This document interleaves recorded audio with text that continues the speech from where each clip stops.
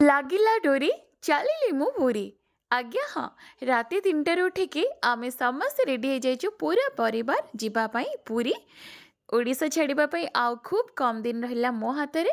ତେଣୁକରି ଓଡ଼ିଶା ଛାଡ଼ିବା ପୂର୍ବରୁ ଯଦି ଜଗାକୁ ଟିକେ ଦର୍ଶନ ନ କରିଲୁ ତାହେଲେ ପୁରା ମାନେ ଲାଗେ ଯେ କ'ଣ ଗୋଟେ ଓଡ଼ିଶାରେ ଛାଡ଼ି ହେଇକି ପଳେଇ ଆସିଛି। ଠିକ୍ ନା? ହୁଁ। ତ ସେଥିପାଇଁ ସମସ୍ତେ ଆଗରୁ ପ୍ଲାନ୍ କରିଥିଲୁ। ମୁଁ ବାପାଙ୍କୁ ମାନେ ଶ୍ୱଶୁରଙ୍କୁ ବହୁତ ଦିନ ହେଲାଣି କହୁଥିଲି, "ବାପା ପୁରୀ ଯିବା ଚାଲ, ପୁରୀ ଯିବା ଚାଲ।" ସମସ୍ତେ ମିଶିକି ଗଲେ ଗୋଟେ ଅଲଗା ତା'ର ମଜା। ତ ଫାଇନାଲି କୁହନ୍ତି ନା ଜଗାର ଡୋରି ନ ଲାଗିଲା ଯାଏଁ କେହି ଯାଇପାରନ୍ତିନି। ତ ଆଜି ଆମର ଡୋରି ଲାଗିଲା। ଆମେ ବାହାରିଲୁ ପୁରୀ।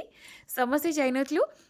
ବାପା, ବୋଉ, ମୁଁ, ହଜବେଣ୍ଡ, କ୍ରିଷ୍ଣା ଆଉ ଆମର ସାନ ବୋଉ। ଆମେ ଏତିକି ଯାଇଥିଲୁ। ବାକି ଯାଇନଥିଲେ। ଏଇଠି ମୋ ସାନ ଯାହାକୁ ମୁଁ ବାଏ କରିଥିଲି କାହିଁକିନା ମୋତେ ଆଉ ଘରକୁ ଫେରିବାର ନଥିଲା। ପୁରୀରୁ ଫେରିଲା ବେଳେ ସମସ୍ତେ ମୋତେ କଟକରେ ଛାଡ଼ି ଦେଇକି ରିଟର୍ଣ୍ଣ ହେବାର ଥିଲା।